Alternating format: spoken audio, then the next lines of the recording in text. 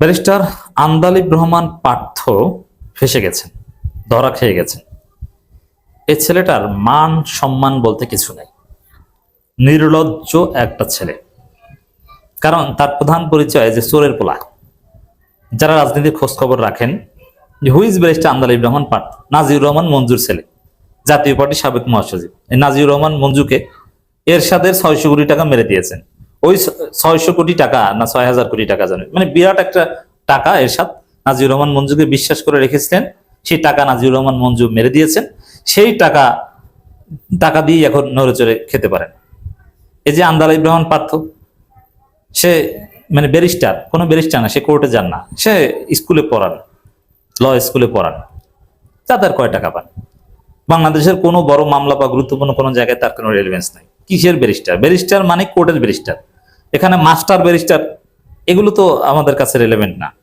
আপনি মাস্টারি করেন, পড়ান না, আপনি যেমন বাংলাদেশের সব গুরুত্বপূর্ণ মামলায় শিশির মনিরের একটা রেলেভেন্স আছে, এমনকি বিতর্কিত মামলায়ও। কিন্তু আন্দালিব রহমান পার্থ কার আইনজীবী? কি করেছেন? খালেদা জিয়ার পক্ষে কিন্তু দাঁড়িয়েছেন? কার পক্ষে দাঁড়িয়েছেন? কি আপনার কি রেজিস্ট্রেশন আছে বার কাউন্সিলে? ওইটা আগে বলেন, দেখান। যেমন ব্যারিস্টার জায়মা রহমানও তো ব্যারিস্টার, কিন্তু সে তো আর কোর্টে দাঁড়াতে পারবে না, কারণ এখন পর্যন্ত বার কাউন্সিল রেজিস্ট্রেশন পায়নি। তবে হ্যাঁ, তিনি পাবেন, তিনি প্রিলিতে পাশ করেছেন অলরেডি। জায়মা রহমানের উজ্জ্বল ভবিষ্যৎ কামনা করছে। তো এই আন্দালিব রহমান পার্থকে আওয়ামী লীগের মন্ত্রীর মেয়ের বিয়ে করেছেন, শেখ পরিবারের আত্মীয়।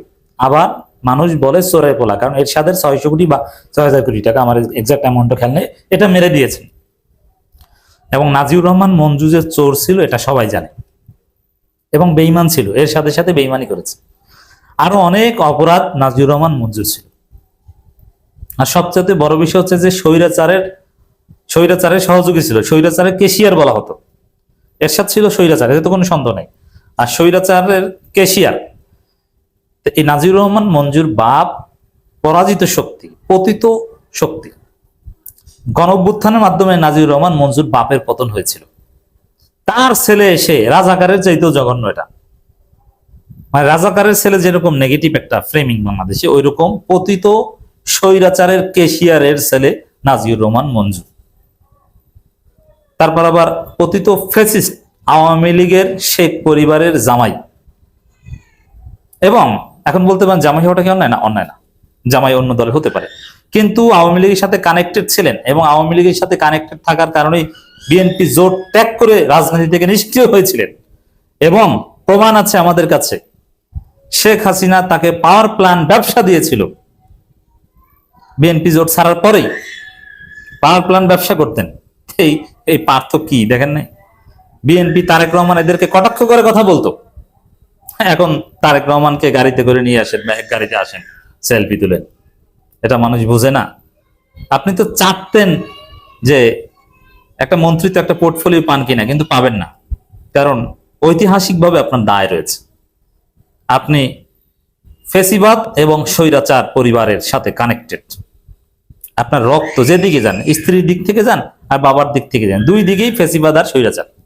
আপনি তো কোনো ক্লিন লোক না। এই লোক যেহেতু তার রক্তের সমস্যা, এই জন্য তার আচার আচরণও অসভ্যতা। জামাতের একজন এমপি সংসদে ওয়াশিং মেশিন এবং ওভেনের কথা বলেছিলেন, সব এমপিদের জন্য বলেছিলেন, যেটা আমি আগেই ব্যাখ্যা দিয়েছিলাম যে এটা কোনো অন্যায় নয়, এটা তার সরলতা, এবং তিনি যে কোনো দুর্নীতি করেন না, তার যে টাকা পয়সা নেই, গরিব মানুষ, তার একটা প্রমাণ। এটা আমরা প্রশংসা করতে পারি, তবে এটা সংসদে না বললেই ভালো হতো, এটা হাউস কমিটির কাছে বললে হয়তো সুন্দর হতো। স্পিকারও এরকম একটা সুন্দর সমাধান দিয়েছেন, ঠিক আছে, কিন্তু এটা নিয়ে অযাচিত বিতর্ক তৈরি করা এটা উদ্দেশ্য না, ঠিক আছে। তারপরও আপনি বললেন যে সংসদে এটা না বললেই ভালো হতো, কিন্তু বলাটা কোনো অন্যায় না, এবং এটা বলাটা তার অধিকার। এটা তো তিনি গায়ের জোরে চাননি, যে জিনিসটা দেওয়ার কথা ছিল সেইটা জাস্ট বলেছেন, জাস্ট ওই জায়গাটা না বললে সুন্দর হতো। তা সেটা সংসদের মান সম্মান যায়, অমুক তমুক, এবং আমি দিব ওয়াশিং মেশিন বা ওভেন, এই কথা বলেছেন। এটা চরম বেয়াদবি এবং অহংকার, গর্ব।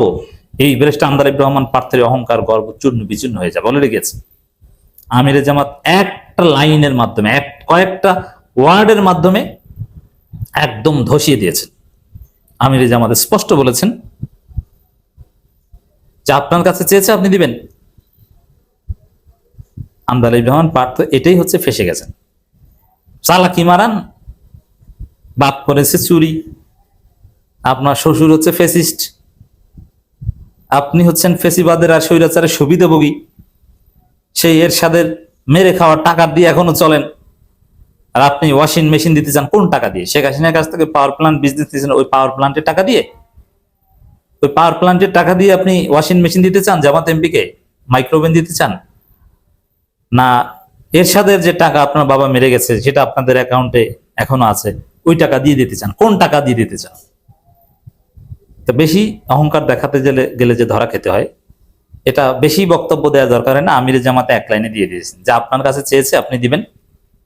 এইসব শাস্ত্রামি, এই ধরনের ফালতু আচরণ বন্ধ করা দরকার। এবং পুরো জাতির সামনে আন্দালিব রহমান পার্থ ধোলাই খেলেন, এক প্রকার ধরা খেয়েছেন। এখানে স্পিকার প্রথমে বলেছেন যে এটা পয়েন্ট অফ অর্ডার ইস্যু না, পয়েন্ট অফ অর্ডার না।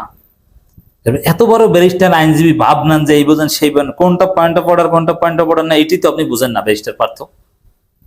তো আপনি তো ধরা আরেকবার খেয়েছেন। তারপর এইভাবে আপনি ব্যক্তিগতভাবে আক্রমণ করে কথা বলতে পারেন না। দ্বিতীয়বার ধরা খেয়েছেন। তারপরে আপনার শেখ হাসিনার পাওয়ার প্ল্যান্ট ব্যবসার আপনার বাপের কেশিয়ারগিরি, এগুলো তো সামনে আসছে।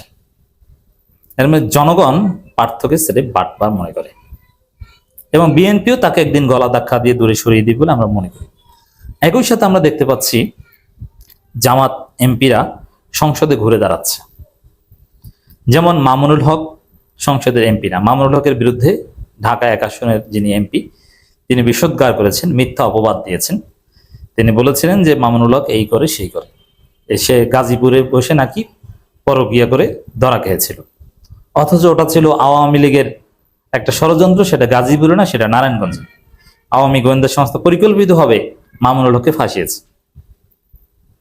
এমনকি এই বিষয় নিয়ে যখন মামুনুল হককে এরকম কটূক্তি করা হলো, তার সম্পর্কে তহমত দেওয়া হলো, জামাত দাঁড়িয়ে গেছে, জামাতের উপনেতা দাঁড়িয়ে গেছে, বিরোধী উপনেতা, তিনি দাঁড়িয়ে প্রতিবাদ করেছেন, এটা এক্সপান্স করিয়েছেন। এটা ভেরি গুড পারফরমেন্স। এই পার্থকে ধোলাই দিতে পারা, মামুনুল হক ইস্যুটাকে ডিল করতে পারা, এটা জামাতের একটা ভেরি গুড পারফরমেন্স। জামাতের এমপিরা সংসদে ঘুরে দাঁড়াচ্ছে, তাদের পারফরমেন্স, তাদের ভুল ত্রুটিগুলো নিয়ে ব্যাপক সমালোচনার কারণে আমরা দেখতে পাচ্ছি যে না, তারা স্মার্ট হচ্ছেন, সংশোধন হচ্ছে। এজন্য সমালোচনা জারি রাখতে হবে, সমালোচনায় তাদেরকে সংশোধন করবে। এমনকি মামুনুল হকের বিষয়ে কথা বলতে যে আমাদের স্পিকার মহোদয়ও তিনিও আপত্তিকর শব্দ চয়ন করে ফেলেন। তিনিও যে বক্তব্য যে ওটা রেসপন্স করা দরকার। যেমন মামুনুল হক স্পষ্ট করেননি এবং পরকিয়া এই শব্দ স্পিকার বলেছেন, অথচ তিনি স্পষ্ট করেছেন আদালতে রায় হয়েছে, সে বৈধ স্ত্রী ছিল, তবে রেজিস্ট্রেশনটা ছিল না। এবং এটা যে আওয়ামী লীগ সরকার ষড়যন্ত্র ছিল কে না বুঝে, সে আওয়ামী লীগের একটা ষড়যন্ত্র, যেখানে মব করেছিল যুবলীগ এবং ডিজিএফআই সরাসরি খেলেছিল। জান্নাতারা ঝর্ণাকে নিয়ে যে ঘটনা, তাকে আটকে রেখে যেসব স্টেটমেন্ট দেওয়ার ব্যবস্থা করেছিল পুলিশ, হু ডাজন্ট নো? এটা বিএনপির লোকজন বিশ্বাস করে।